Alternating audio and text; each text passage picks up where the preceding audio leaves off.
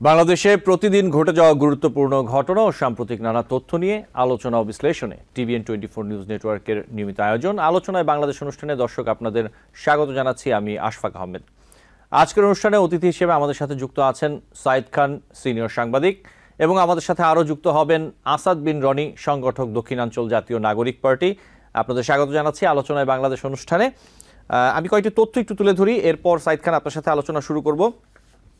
প্রথমে যে তথ্যটি তা হচ্ছে জাতীয় ঐকমত্য কমিশনের সঙ্গে রাজনৈতিক দলগুলোর দ্বিতীয় পর্যায়ের অসমাপ্ত আলোচনায় মঙ্গলবার অংশ নেয়নি বাংলাদেশ জামায়াত ইসলামী।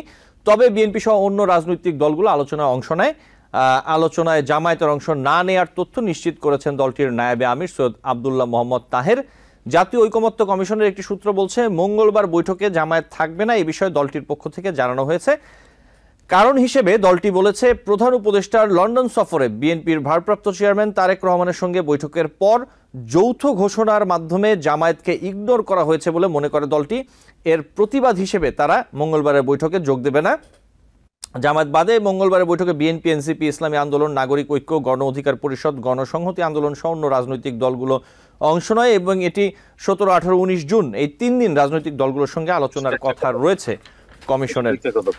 এরপর যে তথ্যটি তা হচ্ছে, অসত্য ও বিভ্রান্তিমূলক তথ্য গণমাধ্যমে উপস্থাপনের জন্য স্থানীয় সরকার উপদেষ্টা পদে আসিফ মাহমুদ সজীব ভুঁইয়া বহাল থাকার নৈতিক অধিকার হারিয়েছেন বলে মনে করেন বিএনপি নেতা ইশরাক হোসেন। তিনি বলেন, সজীব ভুঁইয়া শপথ ভঙ্গ করেছেন, শপথ ভঙ্গ করার জন্য তার পদত্যাগ দাবি করেছেন ইশরাক। শপথের মাধ্যমে দায়িত্ব বুঝে না পেলেও মঙ্গলবারও নগর ভবনের একটি মিলনায়তনে সংস্থাটির প্রায় 70টি ওয়ার্ডের সচিবদের নিয়ে বৈঠকে বসেন ইশরাক হোসেন। এর আগে সোমবার 70 জনের বেশি পরিচ্ছন্নতা পরিদর্শককে নিয়ে বৈঠক করেন তিনি। ইশরাক হোসেন বলেন, উপদেষ্টা আসিফ মাহমুদ বয়সে খুবই তরুণ, সামনে তাকে অনেক পথ পাড়ি দিতে হবে। কাজেই জনগণের প্রতি শ্রদ্ধাশীল আচরণ, আদালতের রায়ের প্রতি সম্মান প্রদর্শন তার কাছ থেকে কাম্য।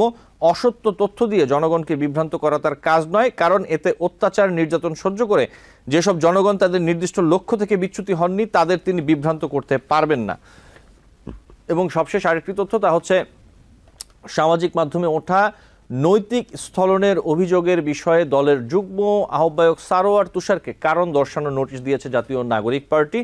আগামী 5 দিনের মধ্যে তাকে অভিযোগের বিষয়ে লিখিত ব্যাখ্যা দিতে বলা হয়েছে। পাশাপাশি বিষয়টি নিষ্পত্তি হওয়ার আগ পর্যন্ত সারোয়ার তুষারকে এনসিপির সব সাংগঠনিক কার্যক্রম থেকে বিরত থাকতে বলা হয়েছে। সারোয়ার তুষারকে দেয়া কারণ দর্শানোর নোটিশে এনসিপি যা বলেছে তার একটি অংশ আমি একটু তুলে ধরছি। আপনার বিরুদ্ধে একটি নৈতিক স্থলনের অভিযোগ উত্থাপিত হয়েছে, ওই বিষয়ে আপনার সুনির্দিষ্ট অবস্থান ও ব্যাখ্যা দলের আহ্বায়ক মোহাম্মদ নাহিদ ইসলাম ও সদস্য সচিব মোহাম্মদ আক্তার হোসেন জানতে চেয়েছেন। এমন অবস্থায় উত্থাপিত নৈতিক স্থলনজনিত অভিযোগে আপনার বিরুদ্ধে কেন সাংগঠনিক ব্যবস্থা নেওয়া হবে না, তার লিখিত ব্যাখ্যা আগামী 5 দিনের মধ্যে দলের রাজনৈতিক পর্ষদ এবং এ বিষয়ে গঠিত তদন্ত কমিটি বরাবর পাঠানোর জন্য নির্দেশনা দেয়া হলো। এই ছিল কিছু তথ্য। সাইদ খান, ধন্যবাদ আবারও যুক্ত হওয়ার জন্য। প্রথমে যে বিষয়টি নিয়ে আপনার কাছে একটু আসি, সেটি হচ্ছে যে প্রধান উপদেষ্টার লন্ডন সফরে তারেক রহমানের সাথে বৈঠক হয়েছে এবং তারা যৌথ যে বিবৃতি দিয়েছেন অথবা যৌথ যে ঘোষণা দিয়েছেন তার মধ্যে জামাত বলছে যে জামাতকে ইগনোর করা হয়েছে তারা মনে করছে, এবং এই প্রতিবাদে তারা মঙ্গলবারের যে বৈঠক ছিল ঐকমত্য কমিশনের সঙ্গে সেখানে তারা আসেননি। প্রধান উপদেষ্টার প্রেস সচিব শফিকুল আলম তিনি আশা করছেন যে আগামীকাল অর্থাৎ বুধবার যে আবার আলোচনা হবে সেখানে হয়তোবা জামায়াত অংশগ্রহণ করবে। এই বিষয়টি আপনি কিভাবে দেখেন যে তারেক রহমানের সাথে বৈঠক প্রধান উপদেষ্টা এবং পরবর্তীতে তাদের যে একসাথে যৌথ সংবাদ সম্মেলন এবং পরবর্তীতে জামাতের যে প্রতিক্রিয়া? জি সাইদ খান। জি, ধন্যবাদ আশফাক আপনাকে এবং আপনার মাধ্যমে আজকে যারা দেখছেন সবাইকে ধন্যবাদ জানাচ্ছি। আপনি বলছেন যে ইগনোর করা হয়েছে, শব্দটি জামাতের পক্ষ থেকে বলা হয়েছে, এই কারণে তারা জাতীয় ঐকমত্য কমিশনের যে বৈঠক সেই বৈঠকে তারা যোগ দেননি। আসলে ইগনোর শব্দটির আমি একটু খণ্ডন করতে চাই। ইগনোর শব্দটি জামাত যে অর্থে ব্যবহার করেছে, এর আগের বিষয়টি, এর আগের কিছু কর্মকাণ্ড বা এর আগের গত 10 মাসের কর্মকাণ্ড যদি আমরা মূল্যায়ন করি, আমি বলছিলাম যে কথাটি, সেটি হচ্ছে যে জুলাই গণ অভ্যুত্থান পরবর্তী সময়ে বিভিন্ন রাজনৈতিক দল তো ব্যক্তিগতভাবে প্রফেসর ডক্টর ইউনূসের সাথে সাক্ষাৎ করেছেন, দলগতভাবে করেছেন, এবং প্রফেসর ডক্টর ইউনূস কিন্তু বিভিন্ন দলের সাথে সাক্ষাৎ করেছেন। তখন তো তারেক রহমানকে বাদ দিয়েই সেই বৈঠকগুলো করা হয়েছে। ইনফ্যাক্ট অনেক বৈঠকে তো বিএনপিকেও রাখা হয়নি। তখন তো বিএনপির মতো রাজনৈতিক এত বড় একটা রাজনৈতিক দল যারা জুলাই গণ অভ্যুত্থানে যারা সবচেয়ে বড় স্টেক, আমি কাউকেই ছোট করছি না, কিন্তু আয়তন এবং অবয়বগত দিক দিয়ে এবং তাদের যে স্যাক্রিফাইস, সেই স্যাক্রিফাইসের জায়গা থেকে যদি মূল্যায়ন করি তাহলে বিএনপি একটি বড় স্টেক হোল্ডার। তো বিএনপির মতো একটি বড় স্টেক হোল্ডার পলিটিক্যাল পার্টির প্রধানের সাথে যদি প্রফেসর ডক্টর ইউনূস সাক্ষাৎ করেন, সেটি যেমনি দোষের না, এখানে কোনো পক্ষপাতের বিষয় না। এখানে হ্যাঁ দোষ ধরা যেত যদি এই বৈঠকের পরে এই বৈঠকের সিদ্ধান্ত এবং আলোচনার বিষয়গুলো জাতির সামনে তুলে ধরা না হতো, পরিষ্কার করা না হতো। হ্যাঁ, এখন এই বৈঠকের দুইটি দিক, একটা ইন্টারনাল আর একটা হচ্ছে যেটি প্রকাশিত হয়েছে। ইন্টারনাল কি আলোচনা হয়েছে সেটি আমরা কোনোদিনই জানতে পারবো না যদি প্রকাশ করা না হয়। তো যেটুকু প্রকাশ করা হয়েছে এটুকু তো আমরা সাধুবাদ জানাতেই পারি যে এরকম একটি বৈঠকের পরে যৌথভাবে দুই পক্ষই একসাথে ব্রিফ করেছে। সেক্ষেত্রে আমি মনে করি এখানে ইগনোর করার কিচ্ছু নেই। দুই পক্ষ মিটিং করলো, তাহলে দুই পক্ষ মিলেই তো সেটি জনগণের সামনে বলাটা যৌক্তিক বলে আমি মনে করি, এবং এটি যথেষ্ট সঠিক হয়েছে। এবং আমি মনে করি প্রফেসর ডক্টর ইউনূসের অবস্থান, যেমনি প্রফেসর ডক্টর ইউনূস অন্তর্বর্তীকালীন সরকারের অবস্থান পরিষ্কার করেছেন, এবং তারেক রহমানের পক্ষ থেকে যে আমির খসরু মাহমুদ চৌধুরী ব্রিফিং এ অংশ নিয়েছেন, আমি মনে করি বিএনপির পক্ষ থেকেও যে কোন ধরনের আলোচনা হয়েছে, তারা কোন কোন বিষয়ে ঐক্যমত্য হয়েছেন বা আলোচনা হয়েছে সেগুলো পরিষ্কার করেছেন। এখানে আমি ইগনোরের কিছু দেখি না। থার্ড যে বিষয়টি নিয়ে বিতর্ক করা হচ্ছে, আমার কাছে মনে হয় এটি আমার পলিটিক্যাল অ্যানালাইসিস, সেটি হচ্ছে যে জামায়াতে ইসলামী কিন্তু 5 আগস্ট পরবর্তী সময়ে জামায়াতে ইসলাম দলগতভাবে দীর্ঘ 14-15 বছর ধরে শেখ হাসিনার দুঃশাসনের শিকার হয়ে তাদের স্যাক্রিফাইসও প্রচুর আছে। হ্যাঁ, তারা কিন্তু রাজনীতিটি করতে পারেনি, সাংগঠনিক কর্মকাণ্ড পরিচালনা করতে পারেনি, ইনফ্যাক্ট তারা বাড়িতেও থাকতে পারেনি, এবং তাদের অনেক শীর্ষ নেতাকে কিন্তু ফাঁসি দেওয়া হয়েছে। জামাতের দলগত অবস্থান থেকে সেটি বলা হচ্ছে যে এটাকে বলা হয়েছে কিলিং। সেই আমি ধরে নিলাম এগুলো সবই তো স্যাক্রিফাইস, জামাতেরও স্যাক্রিফাইস আছে। এবং বিএনপি বড় দল হিসেবে বিএনপিরও কিন্তু হাজারের বেশি মানুষ গুম হয়েছে। হ্যাঁ, এবং এদের মধ্যে অনেকে ফিরেছে, অনেকে আজও ফেরেনি, আর কোনোদিন ফিরবে কিনা আমরা জানি না। সে বিষয়টি কিন্তু জাতির সামনে পরিষ্কার। সেই অবস্থান থেকে বিএনপির স্যাক্রিফাইস কিন্তু অনেক বেশি। তো এখন 5 আগস্ট পরবর্তী সময়ে আপনি সামগ্রিক সিনারিও বিবেচনায় আপনি দেখেন জামাতের অ্যাপ্রোচটা এমন ছিল যে they are in power, they are in government, এরকম একটা অ্যাপ্রোচ ছিল। সেখানে কিন্তু আমরা গত 10 মাসকে যদি দুইটি ভাগে ভাগ করি, গত 8 মাস কিন্তু জামাত এক ধরনের পাওয়ার পার্টি অ্যাপ্রোচ করেছে, এবং সেক্ষেত্রে অনেকেই জামাত সহ অনেক রাজনৈতিক দল বিএনপিকে হিউমিলিয়েট করবার জন্য, বিএনপিকে মিডিয়া ট্রায়ালের মুখে ফেলবার জন্য সোশ্যাল মিডিয়ায় পাশের কেল্লা সহ নানান ধরনের কেল্লা তৈরি করে সোশ্যাল মিডিয়ায় বিএনপির বিরুদ্ধে মব তৈরি করা হয়েছে, বিএনপিকে মবের মুখে ফেলবার চেষ্টা করা হয়েছে। এখন এই 5 আগস্ট পরবর্তী সময় বা এর আগের এই সব বিষয়কে কেন্দ্র করে, এবং নির্বাচনের ধোঁয়াশা, নির্বাচনের নিশ্চয়তা বা কবে অনুষ্ঠিত হবে এসব বিষয় যখন পরিষ্কার ছিল না, এ নিয়ে বিএনপির সাথে কিন্তু অন্তর্বর্তীকালীন সরকারের একটা দূরত্ব তৈরি হয়ে গিয়েছিল, দৃশ্যমান দূরত্ব তৈরি হয়ে গিয়েছিল। এবং সাধারণ মানুষ সহ অনেক রাজনৈতিক দল কিন্তু ত্রয়োদশ জাতীয় সংসদ নির্বাচন নিয়ে এক ধরনের অনিশ্চয়তায় পড়ে গিয়েছিল। এই বৈঠকটির ফলে সেই সকল সংকট এবং যে সন্দেহ সংশয় সবগুলো পরিষ্কার হয়েছে। এখন অন্তত ত্রয়োদশ জাতীয় সংসদ নির্বাচন কবে হবে বা কবে হচ্ছে, বা সরকারের অবস্থান কি, বিএনপির ডিমান্ড কি, অপরাপর রাজনৈতিক দলের অবস্থান কি, সেটিকে কিন্তু মোটামুটি একটা পরিষ্কার সিনারিও পাওয়া গেছে। এই বৈঠকের ফলে কিন্তু অনেক সংকট কেটে গেছে। এখন জামায়াতের এই জায়গায় আপত্তিটুকু হচ্ছে, জামায়াত মনে করছে যে তারা যে এক ধরনের ক্ষমতায় আছে, ক্ষমতার মধ্যে আছে বা ক্ষমতার সাথে আছে, এই যে ভাবটা, এই ভাবটা খর্ব হয়ে যেতে পারে। আগামী জাতীয় সংসদ নির্বাচন অনুষ্ঠিত হলে জনগণ যাকে ভোট দিবে সেই সরকার গঠন করবে বা রাষ্ট্র পরিচালনার দায়িত্বে থাকবে। তো আপাতত যে মাঠের চিত্র বা রাজনৈতিক মাঠের যে চিত্র বা ভোটের যে সমীকরণ, এই সকল সমীকরণ যদি আওয়ামী লীগ এখন পর্যন্ত যে অবস্থান, সরকারের অবস্থান এবং আমাদের দেশের রাজনৈতিক যে বর্তমান বাস্তবতা, এই বাস্তবতায় আওয়ামী লীগ আগামী জাতীয় সংসদ নির্বাচনে আপাতত ধরে নেওয়া যায় যে অংশ নিচ্ছেন না। সেক্ষেত্রে যে কোনো ভাবে একটি নির্বাচন হলে সেটি ডিসেম্বর হোক, ফেব্রুয়ারি হোক, এপ্রিল হোক বা জুলাই হোক, বা 2027 সালে হোক বা নভেম্বরে হোক, এই চলতি বছরের নভেম্বরে হোক, বিএনপি রাষ্ট্র ক্ষমতায় যাবে, এটি কিন্তু অনেকটা বোঝা যাচ্ছে।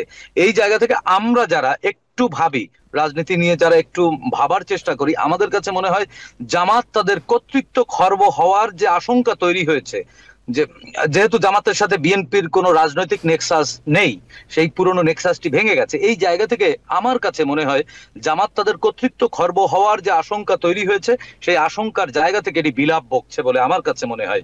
এবং এই জায়গা থেকে বের হওয়ার একটি উপায় আছে। বের হওয়ার উপায় হচ্ছে, যেহেতু বাংলাদেশ একটি গণতান্ত্রিক রাষ্ট্র, এখানে আজ হোক কাল হোক গণতন্ত্রে ফিরতে হবে, এবং গণতন্ত্রে ফিরবার একমাত্র পথ হচ্ছে নির্বাচন। হ্যাঁ, শেখ হাসিনা কিন্তু ভোটে বিশ্বাস করতো, নির্বাচনে বিশ্বাস করতো, ভোটে বিশ্বাস করতো না। কারণ শেখ হাসিনা নির্বাচন দিয়ে 5 বছর বা নির্দিষ্ট সময় নির্বাচন দিয়ে কিন্তু ক্ষমতা দখল করে রেখেছে, বা ক্ষমতা দখলে ছিল। কিন্তু তিনি ভোটে বিশ্বাসী ছিলেন না, জনভীতি ছিল যে জনগণ তাকে ভোট দিবে না। তো শেখ হাসিনার এই আতঙ্কের কারণে কিন্তু ভোটে বিশ্বাসী ছিল না। বিএনপি কিন্তু বরাবর বলছে, তারেক রহমানকে আজকে আবার আপনার এই শোয়ের মাধ্যমে ধন্যবাদ জানাতে হয় এবং কৃতজ্ঞতা জানাতে হয়। তিনি কিন্তু বছর 5 আগে থেকেই বলছেন জনগণের উদ্দেশ্যে যে বিএনপি কে আপনারা ভোট দিয়েন না, যাকে খুশি তাকে ভোট দেন, ভোট হতে হবে, ভোটের জন্য মাঠে নামতে হবে। তারেক রহমান কিন্তু তার দলীয় অবস্থান, তার ব্যক্তিগত অবস্থান অনেক আগে পরিষ্কার করেছেন। এখন যেহেতু ত্রয়োদশ জাতীয় সংসদের নির্বাচনের একটা দিনক্ষণ পড়ে গেছে, একটা সম্ভাব্যতা পড়ে গেছে, অনেকগুলো রাজনৈতিক দল নির্বাচনমুখী হয়ে গেছে, জামাত এই জায়গায় তাদের কর্তৃত্ব খর্ব হওয়ার একটা দৃশ্য দেখতে পাচ্ছে। সেই জায়গা থেকে আমার কাছে মনে হয় জামাত এখন এই অন্তর্বর্তীকালীন সরকারের আহ্বান ইগনোর করছে। বা আপনি দেখেছেন যে আমার সাথে একজন সহ আলোচক আছে, এনসিপির বিরুদ্ধেও তাদের এখন অনেক দোষ খুঁজে পাচ্ছেন তারা। এনসিপি কে নিয়ে এক ধরনের কিন্তু সম্ভাব্যতা তৈরি হয়েছে, মানুষের মধ্যে এক ধরনের আকাঙ্ক্ষা তৈরি হয়েছে এই তরুণ প্রজন্মকে ঘিরে। সেই জায়গায় আপনারা দেখেছেন যে এনসিপি কে নিয়েও কিন্তু তারা কয়েকদিন আগে কথা বলেছে। এখন আমি আর 10 সেকেন্ডে শেষ করব। জামায়াতের চরিত্র যেটি, জামাত কিন্তু 47 সাল থেকেই, 1947 সালে তারা ভারত ভাগের বিরোধিতা করেছে, 1971 সালে বাংলাদেশ সৃষ্টির বিরোধিতা করেছে, 1986 সালে এরশাদের পাতানো নির্বাচনে যাবে না বলে বিশ্বাসঘাতকতা করে নির্বাচনে অংশ নিয়েছে, 96 সালে আওয়ামী লীগের সাথে কাঁধে কাঁধ মিলিয়ে আন্দোলন করেছে এবং বেগম খালেদা জিয়ার সরকার পতনের আন্দোলন করেছে। জামাত হচ্ছে কি ঘোলা পানিতে মাছ শিকারের চেষ্টা করে সবসময়, এবং যখন ঘোলা পানি থাকে তখন তারা ভালো থাকে। সুতরাং জামাতের, আমার কাছে মনে হয় জামাত যদি তাদের অবস্থান পরিষ্কার না করে, তাহলে বিষয়টি এরকম দাঁড়াবে যে জামাত চাচ্ছে না যে ত্রয়োদশ জাতীয় সংসদ নির্বাচন ডিসেম্বর, জানুয়ারি, ফেব্রুয়ারি, জুন, এপ্রিল, জুলাই যখন ইচ্ছা তখন হোক, জামাত মনে হয় এটি চাচ্ছে না। এই জিনিসটি চাচ্ছে না আরেকটি জায়গাটাতে আসবো আমি। সেটি হচ্ছে, আমি শেষ করে দিচ্ছি, সেটি হচ্ছে ভারত চাচ্ছে না বাংলাদেশের রাজনীতি স্টেবল হোক, ভারত চাচ্ছে না বাংলাদেশের নির্বাচনটি হোক, ভারত চাচ্ছে না বাংলাদেশে গণতন্ত্র ফিরুক। এই জায়গাটিতে জামাতও এখন আমার কাছে মনে হচ্ছে সেটি চাচ্ছে না। এই জায়গাটিতে তাদের সুর মিলে গেছে। আমার কাছে মনে হয় তারা দুইজন সুর কাকতালীয় ভাবে মিলে গেছে কিনা আমি জানি না, তবে সন্দেহ হয় যে কারোর প্রেসক্রিপশনে জামাত এই কাজগুলো করছে কিনা। জি, সাইদ খান, আপনাকে ধন্যবাদ। আমি নিশ্চয়ই আপনার কাছে আবারও আসবো। আমি একটু আসাদ বিন রনি আপনার কাছে আসতে চাই যে বিষয়টি নিয়ে। আসাদ বিন রনি, নিশ্চয়ই আপনি আমাকে শুনতে পাচ্ছেন এবং দেখতে পাচ্ছেন, ধন্যবাদ যুক্ত হওয়ার জন্য। নাগরিক পার্টির যুগ্ম আহ্বায়ক সারোয়ার তুষারের বিরুদ্ধে নিজ দলের নারী নেত্রীকে কুপ্রস্তাবের অভিযোগ উঠেছে। ওই নারীর সঙ্গে কথোপকথনের একটি কল রেকর্ড সামাজিক মাধ্যমে ছড়িয়ে পড়ছে, যেমনটা আমরা শুনছি এবং দেখছি। এবং এরপর নাগরিক পার্টি থেকে নৈতিক স্থলনের অভিযোগে কারণ দর্শানোর নোটিশ দেওয়া হয়েছে তাকে। কি বলবেন এই বিষয়টি, আসলে কি হয়েছে যদি একটু বলতেন আসাদ বিন রনি, ঘটনাটা কি, আপনি কি জানেন? অসংখ্য ধন্যবাদ আপনাকে এবং আমার সহ-আলোচক আবু সাঈদ ভাইকে। আসলে এখানে যে বিষয়টা হয়েছে, যে প্রশ্নটা করলেন সরোয়ার তুষার ভাইয়ের, তাই মনে করি বিষয়টা তার একটা পার্সোনাল আলাপের বিষয় ছিল। সেই বিষয়টা অনাকাঙ্ক্ষিতভাবে সামনে চলে এসেছে এবং আমি যতটুকু জানতে পেরেছি যার সাথে আসলে এই কল রেকর্ডটা সামনে এসেছে সে এনসিপির একজন সমর্থক। সে এনসিপির কোনো সাংগঠনিক কমিটিতে নাই, সে এনসিপির কোনো সাথে মানে দাপ্তরিক কোনো সদস্য নয়। এই বিষয়টা আসলে আমার মনে হয় সংবাদ মাধ্যমে সকলের ক্লিয়ার হওয়া দরকার।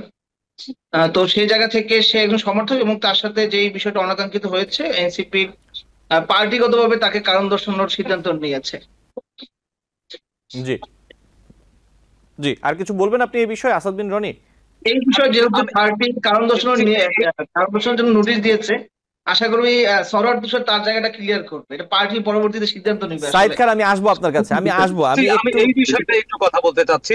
আমার সহ আলোচক, আমার প্রিয় ভাই ওনার ওনার এই বিষয়ে আমি একটু কথা বলতে চাচ্ছি, আপনি যদি সুযোগ দেন আমি 10 সেকেন্ড কথা জি বলতে চাচ্ছি। বলুন বলুন। জি সেটি হচ্ছে যে আমার সহ আলোচক খুবই ওনার রাজনৈতিক দলের যে শৃঙ্খলার মধ্য থেকে অত্যন্ত সুশৃঙ্খল ভাবে উনি কথা বলেছেন এবং জবাব দিয়েছেন, এজন্য ওনাকে ধন্যবাদ। কিন্তু নাগরিক হিসেবে আমার একটি জিজ্ঞাসা আছে এবং আমার একটি এখানে আপত্তি আছে। সেটি হচ্ছে ওই নারী সদস্য, আমি ওই নারী সদস্যের নাম জানি না বা জানতেও চাই না, জানলেও আমি বলতাম না, কারণ প্রত্যেকের ব্যক্তিগত একটা সম্মান আছে।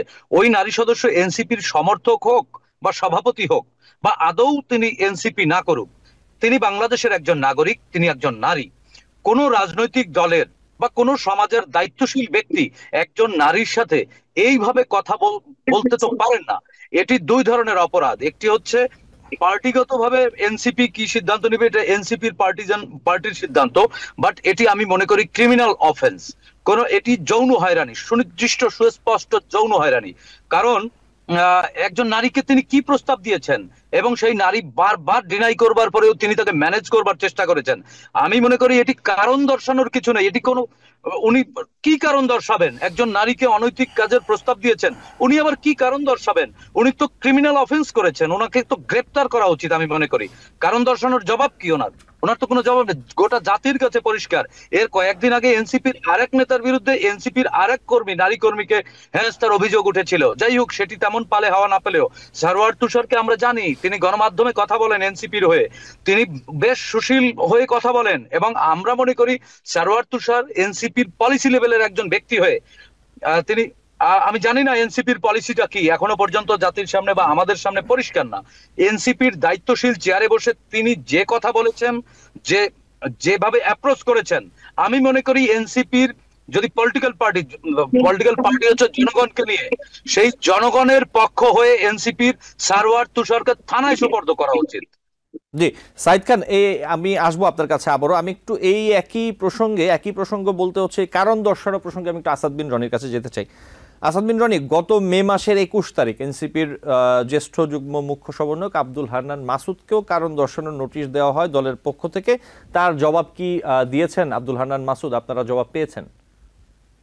আসলে আমাদের একটা এনসিপির একটা শৃঙ্খলা কমিটি আছে, আপনারা জানেন, এবং এই শৃঙ্খলা কমিটি এই নোটিশ দেওয়া, কারণ দর্শানো থেকে অব্যাহতির যে সিদ্ধান্তগুলো হয় সেই সিদ্ধান্তগুলো তারা নিয়ে থাকে। এবং আব্দুল হান্নান মাসুদ সহ যাদেরকে এখন পর্যন্ত যাদের বিভিন্ন বিতর্কমূলক কর্মকাণ্ডের জন্য কারণ দর্শানোর নোটিশগুলো দিয়েছে, সেই শৃঙ্খলা কমিটি তাদের তদন্ত সাপেক্ষে তারা সিদ্ধান্ত নেবে।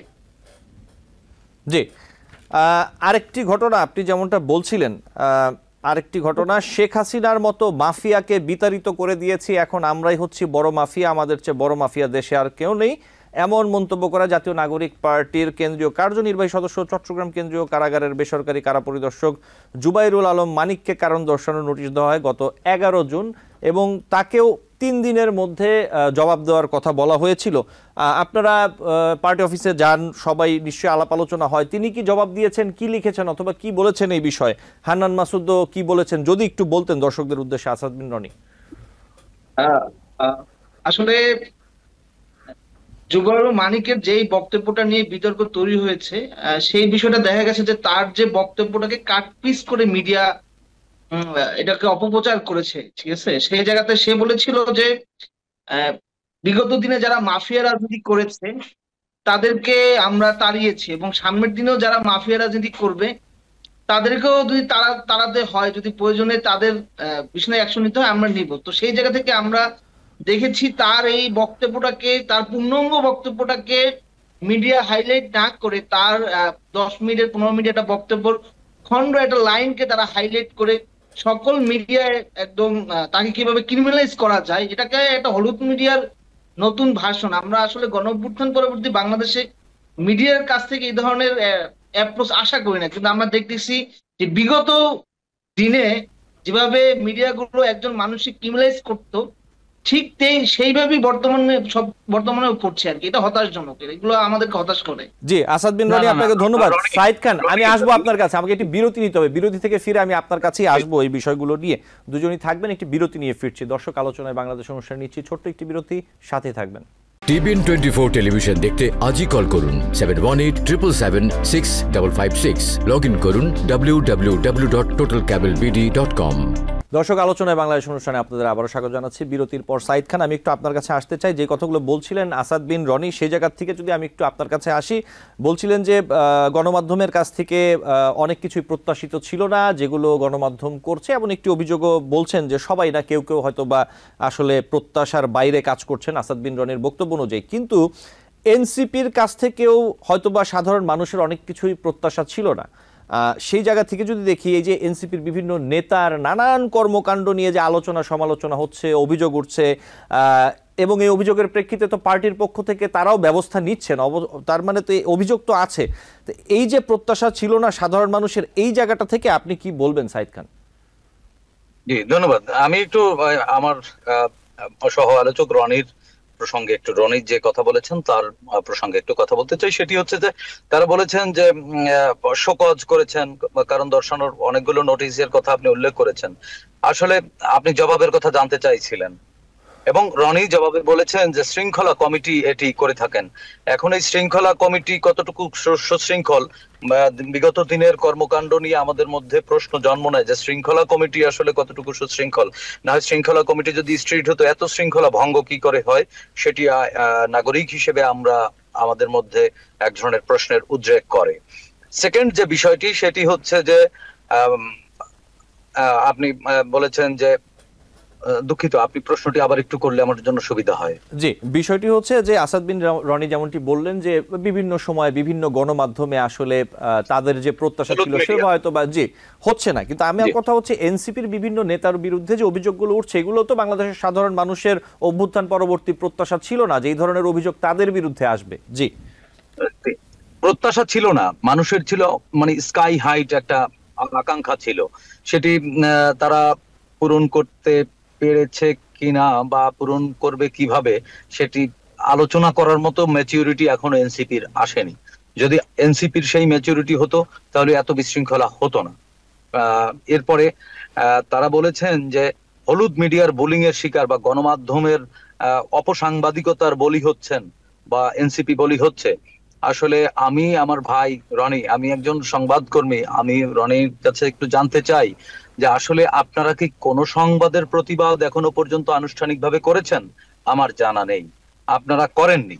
কারণ এই যে মাফিয়া শব্দটি বলা হয়েছে, এটি আপনারা যেমন ডায়াগনোসিস করেছেন একজন গণমাধ্যম কর্মী হিসেবে, আমরাও ডায়াগনোসিস করেছি। কারণ আমরা এখানে আপনি যে ব্যাখ্যাটি দিলেন, সে ব্যাখ্যাটি আসলে আমার কাছে মনে হয় সঠিক না।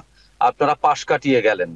হ্যাঁ, এবং এই যে তিনি পরিষ্কার বলেছেন, আমি কোড আনকোড বলতে পারি, যে শেখ হাসিনাকে আমরা তাড়িয়েছি, আমরাও শেখ হাসিনা, যদি আমরাও মাফিয়া, আমরাও কম বড় মাফিয়া না, না হয় শেখ হাসিনাকে তাড়াতে পারতাম না, কথাটা এরকম ছিল অনেকটা।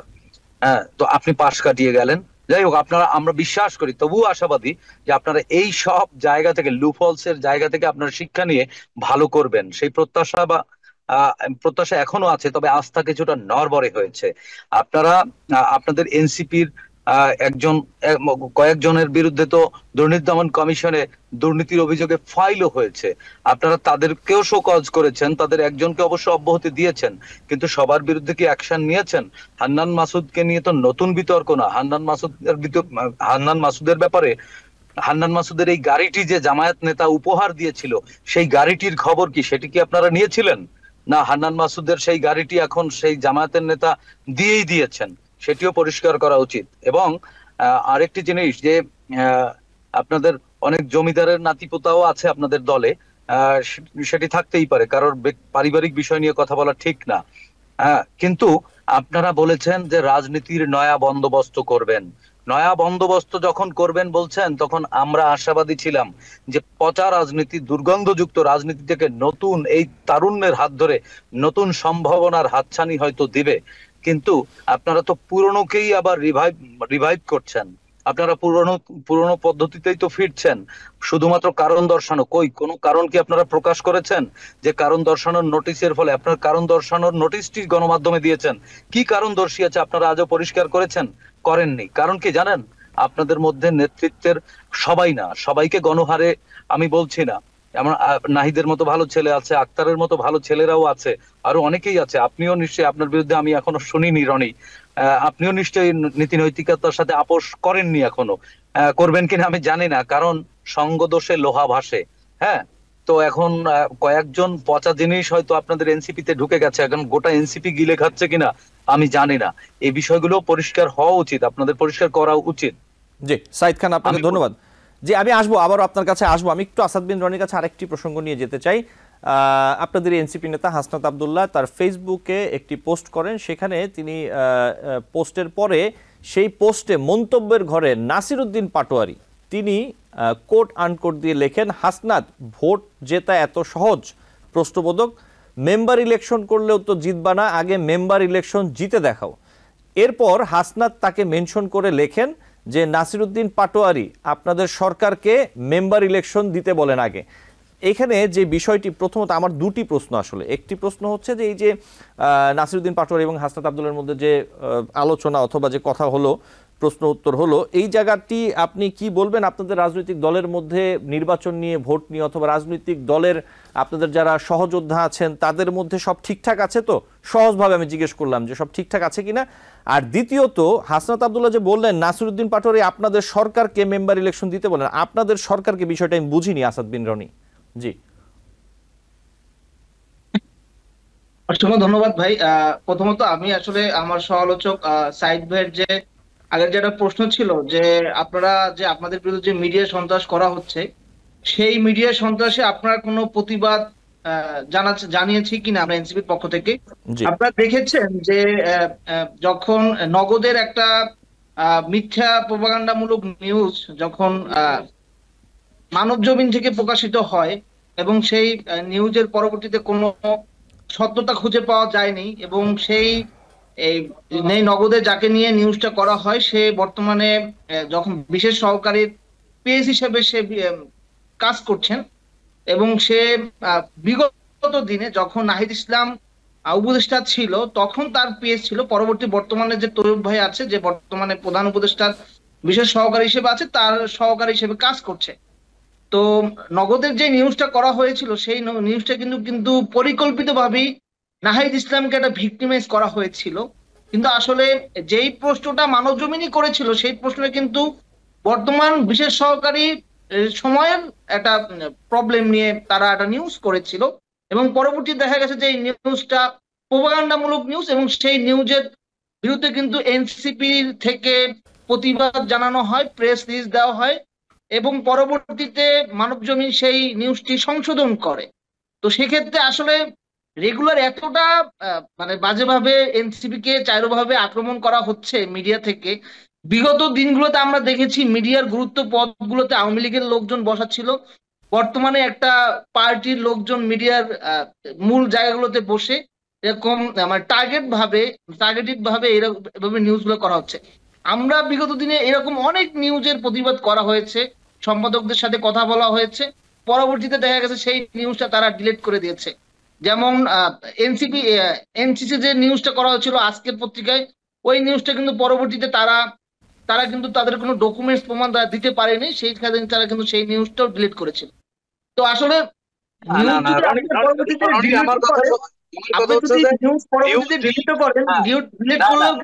মানে একজন মানুষের যে সম্মান হানিটা হয়ে যায়, সেই সম্মানটা কিন্তু আর দেওয়া যায় না। তো সেই হতে পারে, কিন্তু তাহলে দুর্নীতি দমন কমিশন ডাকলো কেন বলেন? দুর্নীতি দমন কমিশন কেন তদন্ত শুরু করলো? নিউজ ডিলিট হয়তো মনে করেন এনসিপির বা আপনাদেরকে অনেকেই ভয় পায় এখন।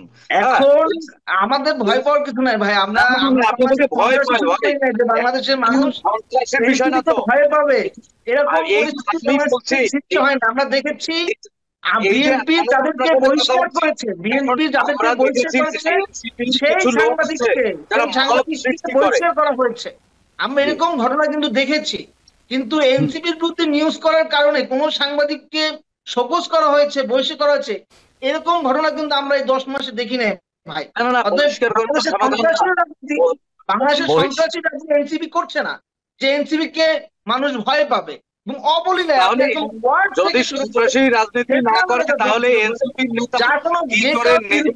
নিয়তই একটা প্রপাগান্ডামূলক নিউজ আমরা দেখতে পাচ্ছি।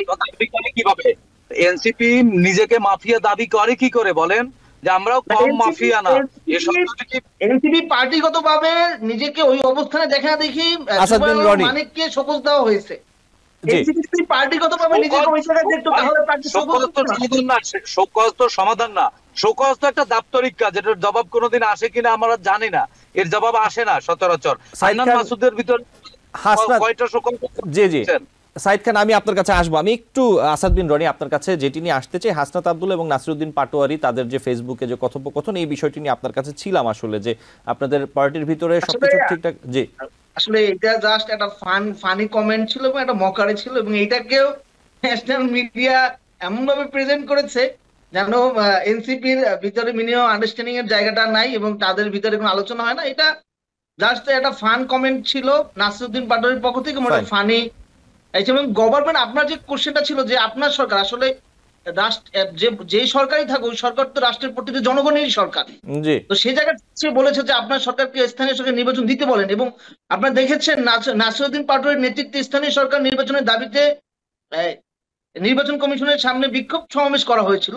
সে জায়গা থেকে হয়তো বা বলেছে যে আপনি আপনার জায়গা থেকে আপনি সরকারকে বলেন স্থানীয় সরকার নির্বাচন। আমরা দেখছি, আমরা অনেক রাজনৈতিক দলকে দেখছি যে তারা ন্যাশনাল ইলেকশনের প্রতিনিয়তই সময়ক্ষণ চাচ্ছে, কিন্তু তারা স্থানীয় সরকার নির্বাচনের যে প্রশ্ন আসলি তারা বারবার কেন যেন পিছপা হয়ে যাচ্ছে। জি। আমরা চাই যে আপনি দেখেছেন যে বর্তমানে রাজনৈতিক যে পরিবেশ এবং অভ্যুত্থান পরবর্তী বাংলাদেশে যেই নির্বাচন কমিশন গঠন করা হয়েছে, সেই নির্বাচন কমিশন আসলে একটা ন্যাশনাল নির্বাচন আয়োজন করতে পারে কিনা তার একটা ফিল্ড টেস্ট হওয়া উচিত। এবং সেই জায়গা থেকে এনসিপি মনে করে যে যেই সময়ে প্রধান উপদেষ্টা দিয়েছে এই সময়ের ভিতরেই স্থানীয় নির্বাচন সম্পূর্ণ করে তারপরে আমরা জাতীয় নির্বাচনে যাওয়া উচিত। জি আসাদ বিন রনি, আপনাকে ধন্যবাদ। সাইদ খান, আপনার কাছে আমি আসি, একটু আরেকটি প্রসঙ্গ একটু সাথে তুলে আসি আপনার কাছে, একবারে সময় যেহেতু সীমিত। মেয়র হিসেবে শপথ এখনো নেননি, নিতে পারেননি যদি বলি, ঢাকা দক্ষিণ সিটি কর্পোরেশনের প্রধান কার্যালয় নগর ভবনে, তারপরেও মত বিনিময় সভা করছেন বিএনপি নেতা ইশরাক হোসেন। যেমনটি বলছিলাম শুরুতে, গতকাল সোমবারও তিনি একটি সভা করেছেন, সেখানে তার পেছনে যে ব্যানারটি ছিল সেখানে লেখা ছিল যে মাননীয় মেয়র ঢাকা দক্ষিণ সিটি কর্পোরেশন। গেল এক। দ্বিতীয়ত উপদেষ্টা আসিফ মাহমুদ বলতেছেন যে বাংলাদেশের গণমাধ্যম প্রথম আলোকে তিনি বলেছেন যে ইশরাক হোসেনের পুরো বিষয়টিতে স্থানীয় সরকার বিভাগ আইন ভঙ্গ করেছে, তারা আইন ভঙ্গ করেছে, আসলে স্থানীয় সরকার বিভাগ কোনো আইন ভঙ্গ করেনি, এটি হচ্ছে তাদের দাবি। আর ইশরাক বলছেন যে উপদেষ্টা সজীব ভুইয়া শপথ ভঙ্গ করেছেন। এবং এই যে পরিস্থিতি কি হচ্ছে আসলে, মানে সব মিলিয়ে কথা দক্ষিণ সিটি কর্পোরেশনে কি হচ্ছে সাইদ খান? জি, এই জায়গাটিতে আমার অবস্থান শূন্য রেখায় থেকে যদি আমি বলি, এর সম্পূর্ণ দায়ভার কিন্তু সরকারের। কারণ সর্বোচ্চ আদালত রায় দিয়েছে, নির্বাচন কমিশন প্রজ্ঞাপন দিয়েছে, এখানে শপথ পড়াবে কি পড়াবে না সেটি অ্যানাদার ডিসকাশন। তাহলে উচ্চ আদালত যে রায় দিয়েছিল, উচ্চ আদালত কি ভুল রায় দিয়েছিল? নির্বাচন কমিশন যে প্রজ্ঞাপন দিয়েছিল সে প্রজ্ঞাপন কি ভুল ছিল? যদি এগুলো ভুল না থাকে তাহলে নিশ্চয়ই কোনো না কোনো পক্ষের স্বার্থের ব্যাঘাত ঘটবে বলে এই শপথটি পড়ানো হয়নি। আজকে ইশরাক হোসেন যেটি করেছেন নিশ্চয়ই সেটি সমর্থনযোগ্য নয়, আমি সমর্থন করিও না। এ ধরনের পরিস্থিতি তৈরি হোক সেটি আমি প্রত্যাশাও করি না। কিন্তু ইশরাক হোসেন যেটি করেছেন, ইশরাক হোসেনের যদি 10% যদি অপরাধ থাকে, 90% অপরাধ কিন্তু এই স্থানীয় সরকার মন্ত্রণালয়ের যিনি উপদেষ্টা আছেন ওনার ঘাড়ে বর্তাবে, হয়তো উনি না বুঝে করেছেন। এটি হচ্ছে আমার জবাব। জি ধন্যবাদ সাইদ খান। আসাদ বিন রনি, একই বিষয় আমি একটু আরেকটি আপডেট এই বিষয়ে একটি বক্তব্য। শপথ না নিয়ে ঢাকা দক্ষিণ সিটি কর্পোরেশনের মেয়র হিসাবে প্রশাসনিক কর্মকর্তা কর্মচারীদের বিভিন্ন সভায় অংশ নিয়ে বিএনপি নেতা ইশরাক হোসেন সরকারি কাজে বাধা দেওয়ার মতো ক্রিমিনাল অফেন্স বা ফৌজদারি অপরাধ করেছেন বলে মন্তব্য করেছেন স্থানীয় সরকার উপদেষ্টা আসিফ মাহমুদ সজীব ভুইয়া। যে একই বিষয়ে কি বলবেন, দক্ষিণ সিটি কর্পোরেশনে কি চলছে দেখতে পাচ্ছেন আসাদ বিন রনি? আসলে আমরা দেখতে পাচ্ছি যে বিগত কিছুদিন যাবতই বাংলাদেশের রাজনীতিতে যে পেশি শক্তির অপব্যবহার, সেই পেশি শক্তির অপব্যবহারের সর্বোচ্চ অপব্যবহারটা দক্ষিণ সিটি কর্পোরেশন হচ্ছে। আপনি যদি দেখেন যে বর্তমান যে সিটি কর্পোরেশনের মেয়র দাবি করছে ইশরাক হোসেন, তার কিন্তু শপথ গ্রহণের মেয়াদটা শেষ হয়ে গেছে, এবং শপথ গ্রহণের মেয়াদ শেষ হওয়ার পরেও সে জবরদখল করে, সে বহিরাগতদেরকে নিয়ে সে তালা মেরে তার গুন্ডা বাহিনী অস্ত্র শস্ত্র সহ সে একটা সিটি কর্পোরেশন দখল করছে। আসলে অভ্যুত্থান পরবর্তী বাংলাদেশে আমরা দখলদারিত্বের রাজনীতি চাই না। আমরা আশা করব বিএনপি সহ ইশরাক হোসেনের শুভবুদ্ধির উদয় হবে এবং তার যে একটা ইমেজ আছে, আমি মনে করছি তার যে একটা গুড ইমেজ ঢাকা শহরের রাজনীতিতে আছে, তার এই গুড ইমেজটাকে পরিকল্পিতভাবে নষ্ট করার জন্যই এই অপপ্রয়াসটা চালানো হচ্ছে। আমরা আশা করব তরুণ প্রজন্ম ইশরাক হোসেনের কাছ থেকে এই ধরনের পেশি শক্তির রাজনীতি আশা করে না। জি আমি একটু আশোক ভাই, আমি রনির সাথে একটু যোগ করতে চাই, সেটি হচ্ছে অবশ্যই ইশরাক হোসেন যদি পেশি শক্তির ব্যবহার করে থাকে সেটি সমর্থনযোগ্য নয় এবং অভ্যুত্থান পরবর্তী বাংলাদেশে পেশি শক্তির রাজনীতির অবসান হোক সেটি কাম্য। কিন্তু একই সঙ্গে এই ঘটনাটিতে চেয়ারেরও অপব্যবহার হয়েছে, ক্ষমতারও অপব্যবহার হয়েছে বলে আমরা মনে করি। কারণ যখন আদালত রায় দিয়েছিল তখন কিন্তু শপথ পড়ানোর মেয়াদ ছিল, যখন নির্বাচন কমিশন প্রজ্ঞাপন জারি করেছে তখনও শপথ পড়ার মেয়াদ ছিল, কিন্তু এখানে চেয়ার এবং পেশি শক্তির রেশারেশিতে আজকে এই ধরনের একটা সিচুয়েশন হলো। সুতরাং ইশরাক হোসেন যে অপরাধ করেছে একই অপরাধ আমি কোনো ব্যক্তির গায়ে দেব না, ওই চেয়ার কি করেনি, ওই চেয়ারেরও সেম। আমি মনে করি দায়িত্বশীল জায়গা থেকে যদি কেউ এরকম করে থাকে তার বড় অপরাধ বা দায় বেশি। সেক্ষেত্রে চেয়ারের অপব্যবহার যেমনি বন্ধ হওয়া উচিত অভ্যুত্থান পরবর্তী বাংলাদেশও, তেমনি পেশি শক্তির রাজনীতিরও অবসান ঘটা উচিত এই বাংলাদেশে। কারণ আমরা এই নতুন বাংলাদেশে পেশি শক্তি এবং চেয়ারের অপব্যবহার কোনোটি চাই না, কোনোটি সমর্থন করি। সাইদ খান, যদি ইশরাক হোসেন ক্রিমিনাল অফেন্স করে থাকে তাহলে চেয়ারের ক্ষমতার যিনি অপব্যবহার করেছেন তিনি কোন ধরনের অপরাধ করেছেন সে ব্যাখ্যা ওনারাই দেবেন, বা উচ্চ আদালত যে রায় দিয়েছিল সেটি উচ্চ আদালতই দেবে। এই জায়গাতে আমরা পেশি শক্তির কথা নিয়ে আলোচনা হচ্ছিল, আমি একটু এই জায়গায় আসি। গণ অধিকার পরিষদের সভাপতি নুরুল হক নূর তিনি বলেছেন যে আমাদের কাছে মনে হয়েছে যে ঐকমত্য কমিশন কিংবা সরকারের ভূমিকা কিছু কিছু ক্ষেত্রে একটু পক্ষপাতদুষ্ট হচ্ছে কিংবা কোনো কোনো দলের প্রতি বিশেষ একটা প্রাধান্য দেয়া হচ্ছে। তার এই অভিযোগটি আপনি কিভাবে দেখেন সাইদ খান? জি, এটি হচ্ছে গরিবের সুন্দরী বউদের মতো অবস্থা। গরিবের সুন্দরী বউকে অনেক বেশি গহনা গরিব দিতে পারে না, আবার যখন দেখে যে প্রতিবেশীর গায়ে গহনা একটু কম দামের, ওর চেয়ে একটু ভালো আছে আমার, তখন কিন্তু সে বলে আমার স্বামীই ভালো। এখন বড় রাজনৈতিক স্টেক হিসেবে যখন বিএনপির সাথে আলোচনা করে স্বাভাবিকভাবে বিএনপির সেটি প্রচার বেশি পায়, বেশি জনগণ সেটি প্রচার করে, এবং ছোট রাজনৈতিক দল হিসেবে তাদের সাথে যখন আলোচনা করে সেটি বড় রাজনৈতিক দল হিসেবে বিএনপি অত প্রতিপক্ষ বা তার বিপক্ষে গেল বলে মনে করে না, যেই কারণে ওই এদের কাছে মনে হয় যে বিএনপি বা বড় রাজনৈতিক দলকে একটু বেশি ফেভার দিল। এটি হচ্ছে গরিবের সুন্দরী বউদের অভিযোগ বা গ্রামের ক্লাস 9-এ পড়া মেয়েদের অভিযোগ যে এই ছেলে আমার দিকে তাকালো না কেন, আমি কি কম সুন্দরী? এই বিষয়টি এরকম আমার কাছে মনে হয়। জি, আসাদ বিন রনি, আমাদের হাতে সময় একদম কম, আপনি যদি বলতেন কিছু এই বিষয়ে। আগে যে নুরুল হক নূরের সাথে তার পটুয়াখালীতে বিএনপির কেন্দ্রীয় কমিটির সদস্য মামুন যেই ঘটনাটি ঘটেছে এবং সেই তার অবরুদ্ধ পরিস্থিতিতে প্রশাসনের যে ভূমিকা, এই ভূমিকাই প্রমাণ করে যে এই বর্তমান পরিস্থিতি আসলে মৌলিক পরিবর্তন যদি রাষ্ট্রের না হয় তাহলে একটা সুষ্ঠু নির্বাচন সম্ভব না। আপনারা যদি দেখেন মাঠ প্রশাসন আগে যারা করতো বলতো যে প্রশাসনের লোকজন যে আমরা ছাত্রলীগ করতাম, এখন যদি আপনি জিজ্ঞেস করেন তাহলে সে বলবে আমি ছাত্র দল করতাম। এইরকম একটা পরিস্থিতি বর্তমানে বাংলাদেশে চলছে। এবং এখানে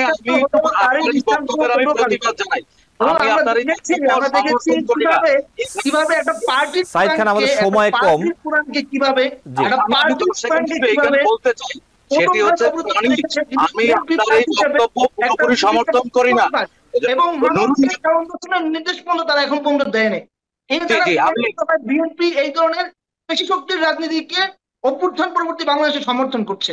আমরা নতুন বাংলাদেশে বিএনপির কেন্দ্রীয় সিনিয়র নেতৃবৃন্দের কাছ থেকে এই ধরনের আচরণ আমরা আশা করি না। আমরা তো আতঙ্কে আছি। আমরা যখন তরুণ রাজনীতিবিদরা তৃণমূলে যাব তখন এই বিএনপির দস্যুরা যাদেরকে আসলে বিএনপির কন্ট্রোল নাই, সত্যিকার অর্থে বিএনপির তৃণমূলের উপরে যে বিএনপির কেন্দ্রীয় নেতৃবৃন্দের বিন্দুমাত্র কন্ট্রোল নাই, তারই একটা দৃষ্টান্ত হলো পটুয়াখালীতে। এবং এই অরাজকতা, এই বিশৃঙ্খলতা সারা বাংলাদেশ। আসাদ বিন রনি, আপনাকে ধন্যবাদ। আমাদের সময় একদম শেষ। সাইদ খান, আপনাকেও ধন্যবাদ। আমি আন্তরিকভাবে দুঃখিত, আজকে আমাদের সময় একদম শেষ। দুজনই ভালো থাকবেন। নিশ্চয়ই আপনাদের সাথে আবারও কথা হবে এবং আমাদের দর্শক আপনাদের মূল্যবান মতামত শুনতে পারবেন। ধন্যবাদ। দর্শক, আলোচনায় বাংলাদেশ অনুষ্ঠানে আজ এই পর্যন্তই। পরবর্তী অনুষ্ঠান দেখার আমন্ত্রণ জানিয়ে বিদায় নিচ্ছি।